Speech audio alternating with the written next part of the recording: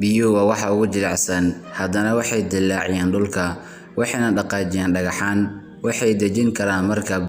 Tani waxay si cad ku tusaysaa mabda'a ah in dabacsanaan iyo deganaan aad kaga guulaysan karto wax aad u adag. Sabarku ma aha ilaa waqtiga aad sugi karto, balse waa sida wanaagsan aad u dhaqmi karto inta aad sugayso.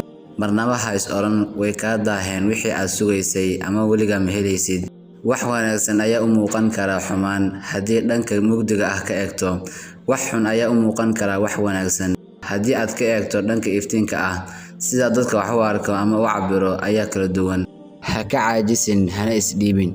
Halganka aad maanta ku jirto wuxuu kuu diyaarinayaa awoodda aad beri u baahan tahay. Dhib kasta oo ku soo martay waxay fursad u ahayd koritaankaaga qofnimo. Marnaba ha nicin dadka masiirsan ama ku xumiya. Xushmee masiirkooda.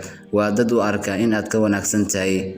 Qofna intuu qabriga soo istaago ma oranayo wuxuu wadan jiray moobil qaali ah, waxay lahayd sawirro qurux badan, wuxuu lahaa guri weyn, waxay kaxaysan jirtay gaari sare. Laakiin inta god yar lagu geliyo ayaa lagaga soo dhaqaaqayaa. Kaliya waxa ku raacaya camalkaaga adduun. Dadka qaarkii waxay la yaabaan ama isweydiiyaan sababta dhibaatada ugu soo noqnoqonayso. Ma oga in imtixaanka iyo casharada la soo celceliyo ilaa qofka wax ka barto ama wax ku qaato.